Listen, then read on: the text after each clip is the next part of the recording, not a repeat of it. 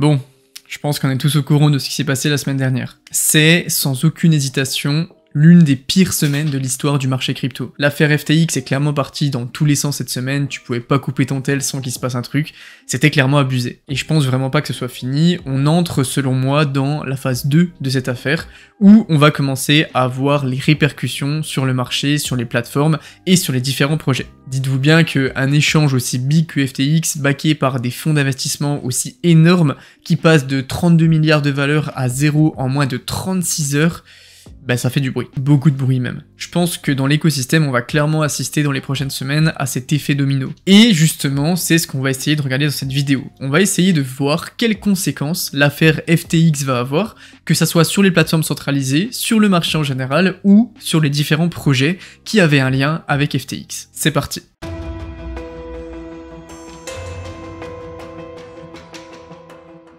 Dans la finance traditionnelle, les banques sont obligées de faire régulièrement des rapports aux autorités de régulation. Dans ces rapports, elles publient combien elles ont de capital, comment il est réparti, où est-ce qu'il est placé, etc.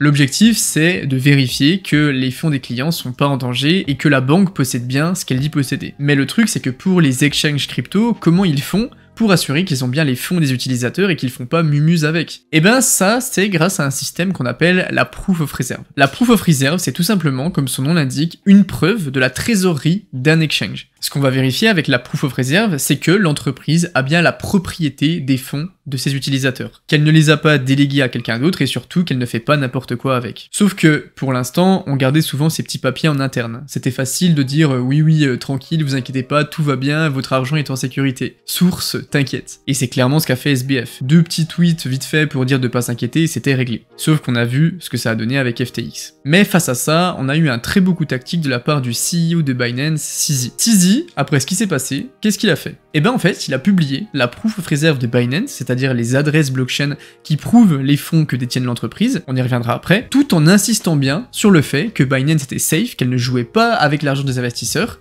et il a plus ou moins fait sous-entendre que si jamais tu es le CEO d'un autre exchange, et que toi de ton côté tu ne publies pas ta Proof of Reserve, et ben c'est que t'as quelque chose à te reprocher. Et donc forcément, il y a beaucoup de plateformes qui se sont pliées à la tâche pour ne pas perdre la confiance de ces investisseurs. Tu couples ça à des sites qui réunissent pas mal de data on-chain, et on peut voir pas mal de choses très intéressantes sur les différentes plateformes. C'est ce qu'on va regarder maintenant. Avant de continuer, je précise quand même que je suis sponsorisé par aucune plateforme dans cette vidéo. J'ai eu des affinités avec KuCoin et Swissborg, que j'ai toujours d'ailleurs, mais personne dans cette vidéo ne me paye pour que je parle de lui et pour rassurer ses investisseurs. J'aurais pu, mais ça aurait clairement pas été très éthique. Voilà, je précise juste pour la transparence. On commence avec Binance, évidemment, qui a mené la danse et qui a déjà publié un énorme document qui atteste de tout le collatéral qu'ils détiennent. C'est pas la Proof of Reserve complète, mais on voit déjà qu'ils ont plus de 75 milliards sécurisés. Ils ont aussi publié la quantité de 6 des 600 cryptos qu'ils ont sous gestion, et c'est faramineux. Il y a 475 000 bitcoins, 4,8 millions d'Ether, 18 milliards d'USDT, 21 milliards de BUSD, 600 millions d'USDC et 59 millions de BNB. Binance, ils avaient déjà prévu de faire une Proof of Reserve avant le crash, mais forcément, ils ont sauté sur l'occasion et ils ont accéléré le processus. Et vraiment, on peut même se demander si tout ça n'est pas une énorme partie d'échecs qui a été gagnée par CZ. Mais bon, on va pas rentrer là-dedans. En tout cas, c'est clair que, même si ça fait peur qu'ils aient autant de suprématie, Binance, pour l'instant, taffe dur pour apporter plus de transparence à l'écosystème, et on attend un rapport complet dans pas longtemps. Forcément, c'est dur de donner des certitudes vu les situations, mais on peut quand même chuchoter l'hypothèse que Binance est safe. J'ai failli zapper, mais ils ont encore aussi 1 million de tokens FTT. Coinbase. Selon le CEO, la Proof of Reserve, c'est, je cite, un non-problème pour Coinbase. C'est une boîte qui est publique, leur trésorerie est auditée régulièrement par 4 cabinets différents, et pour l'instant, aucun problème de retrait suspendu ni de réserve insuffisante chez Coinbase. Par contre, j'ai pas trouvé les adresses, mais ils ont été audités à 5 milliards de liquidités. KuCoin. KuCoin a 2,7 milliards d'assets en ce moment. Ils ont publié les adresses, il y a 20 000 bitcoins, 180 000 Ether, etc.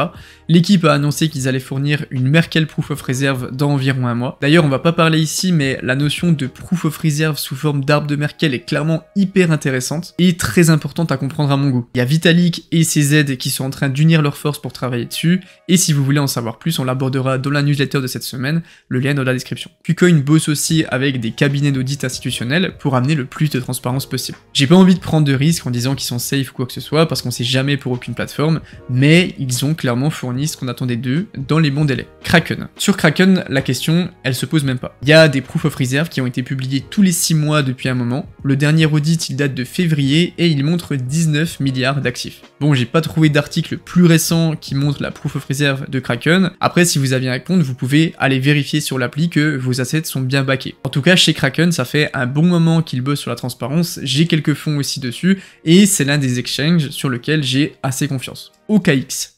OKX, ils ont 5,8 milliards en réserve. Ils ont un bon 50% en stable, le reste en Bitcoin et en Ethereum. C'est solide, c'est rassurant, surtout qu'ils ont récupéré pas mal d'utilisateurs cette semaine. Ils recrutent en ce moment des auditeurs et ils ont prévenu dans un tweet qu'ils publieraient une Merkle Proof of Reserve le plus rapidement possible. Dans leur tweet, ils ont aussi publié une partie des adresses Bitcoin de leur trésorerie. Donc clairement, de leur côté, ça avance bien. Crypto.com.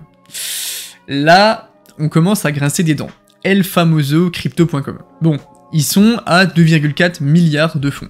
Ok, ça va, par contre, on voit qu'il y a 20% de la trésorerie en Shiba. 20%. Alors, avoir plus de Shiba que d'Ethereum dans les réserves, je sais pas trop ce que vous en pensez, mais c'est moyen pour l'image à mon goût. Le CEO, il a répondu à la commu qu'il comprenait pas, en fait, pourquoi il y avait autant de Shiba, et il a dit que, en fait, comme les actifs sont backés en 1 pour 1 chez Crypto.com, s'il y a plus de Shiba, c'est parce que, tout simplement, les utilisateurs ont acheté plus de Shiba que d'Ethereum. En gros, c'était pas leur choix. Pareil, il y a eu une transaction qui est assez étrange et apparemment accidentelle de plus de 80% des Ethereum de leurs réserves vers Gate.io. On n'a pas eu plus d'infos que ça dessus, c'est encore assez flou, donc soit c'est une erreur, je sais pas s'il y a beaucoup d'entreprises qui transfèrent 80% de leurs Ethers par erreur, et en plus je trouve que c'est moyennement crédible, soit c'est plus officieux que ça. En tout cas, faites attention avec vos assets sur Crypto.com, perso, peu importe la raison, en fait je mets pas l'argent que j'ai charbonné pour gagner sur une plateforme qui a 20% de ses réserves dans un même coin. Et la notion de backer 1 pour 1, j'ai énormément de mal à y croire. Gate.io. Gate.io, c'est le même flou, ils ont toujours pas prévu de proof of reserve, et dans leur tweet, il y a une mention un peu bizarre qui dit « Nous n'avons pas beaucoup de connexions profondes avec FTX ou Alameda ». C'est assez difficile de savoir exactement ce que ça signifie, mais c'est clairement pas hyper rassurant, surtout avec l'histoire de Crypto.com. Perso, j'avais des Casper et des Fuse sur Gate.io, et j'ai tout déplacé vers KuCoin par sécurité. Alors, je vais pas vous faire la morale de vous dire de pas rester sur les exchanges centralisés, je supporte pas ceux qui font ça. Vous faites ce que vous voulez avec votre argent. Mais évidemment, il faut être conscient que vous vous exposez quand même à des risques similaires à FTX si vous les laissez là. Et surtout dans une période de purge comme celle-là, ne laissez pas tous vos fonds sur la même plateforme et faites attention à celles qui font des moves un petit peu bizarres ou qui n'ont pas encore publié leur Proof of Reserve. Le problème actuellement, c'est que la Proof of Reserve, c'est pas encore un vrai standard bien établi dans l'écosystème. Mais je pense que ça va vraiment très vite le devenir. Perso, je suis pas anti-exchange centralisé, Binance, etc. Je suis pas non plus un fanat de ça, j'ai pas énormément de tokens des exchanges centralisés, mais en fait, il faut pas non plus être hypocrite et il faut dire les faits. C'est que les exchanges sont la porte d'entrée à 99% des gens qui arrivent dans l'écosystème. Et que sans exchange, sans Binance, sans Crypto.com, sans KuCoin, etc., eh ben on n'en serait pas là où on en est maintenant. Donc la DeFi sur le papier c'est très beau, mais dans la réalité, il y a d'autres perspectives. Par contre, un projet qui est hyper intéressant dans cette notion de Proof of Reserve, c'est Chainlink. La team de Chainlink, ils avaient déjà pensé au concept de Proof of Reserve en 2020. Le but du projet développé par Chainlink, c'est d'aider les entreprises à automatiser la vérification et les mises à jour de leur Proof of Reserve. C'est-à-dire en gros d'avoir un suivi en temps réel, on-chain, de tout ce qu'il se passe et des fonds de chaque plateforme. C'est implémentable sur n'importe quel protocole, que ça soit DeFi ou Exchange classique, et c'est déjà prêt à être utilisé. La vérification et la mise à jour des preuves de réserve, elle va passer par le réseau d'Oracle de Chainlink. Et ça, c'est vraiment cool. Bah ouais, parce qu'on n'est plus obligé de faire confiance à des cabinets d'audit. Parce que clairement, on sait pas s'il n'y a pas eu des accords un petit peu derrière le rideau, ce qui s'est passé, etc. Même si c'est mieux que rien, on est d'accord. Mais si on peut avoir un système décentralisé qui est basé sur des oracles et sur des smart contracts qui nous fournit une proof of reserve stable et en temps réel, et ben c'est clairement parfait. Donc Chainlink a commencé à refaire un peu de marketing sur le sujet, je vous tiendrai au courant de l'évolution. Mais je vous conseille vraiment de vous pencher sur ça parce que la proposition de valeur de Chainlink est vraiment cool. On a vu les conséquences potentielles du naufrage de FTX sur les exchanges centralisés. On peut aussi se poser la question des conséquences pour les différents projets crypto qui étaient reliés à l'entreprise, que ça soit à la plateforme FTX ou à Alameda. Pas de surprise, l'un des premiers à avoir pris tarif, c'est Solana qui se prend du moins 60%. Je m'étale pas dessus, c'était à prévoir. Solana est en étroite collaboration avec FTX depuis longtemps, et c'est clairement le projet qui a subi le plus les conséquences de cette catastrophe. Après, en vrai, on peut voir le verre à moitié plein, et on peut quand même se dire que Solana est débarrassé de ce parasite FTX, et peut maintenant peut-être évoluer de manière plus saine. Même si c'est très dur à encaisser pour l'instant, Solana est un projet qui a, je pense, les moyens et les réserves de se relever, et ça peut vraiment être bénéfique à long terme. J'ai bien dit ça peut, je suis pas un expert de Solana, c'est une blockchain qui est très polarisée, il y a des très bonnes choses et il y a des choses qui sont extrêmement mauvaises,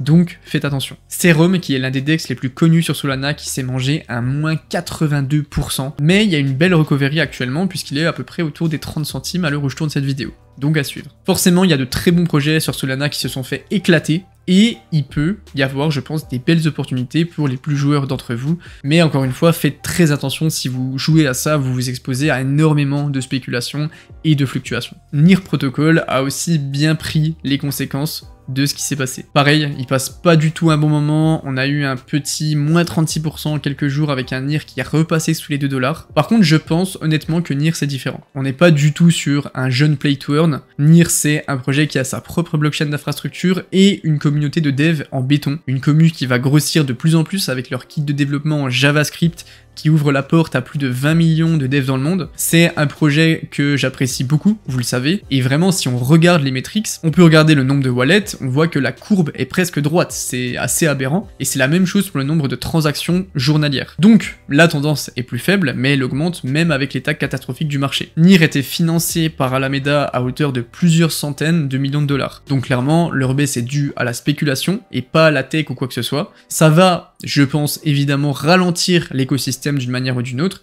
mais de mon côté, c'est un projet que je continue de DCA et que je soutiens bien fort. C'est ce genre de projet qui pourront trouver facilement des financements ailleurs, et je me fais beaucoup moins de soucis pour eux.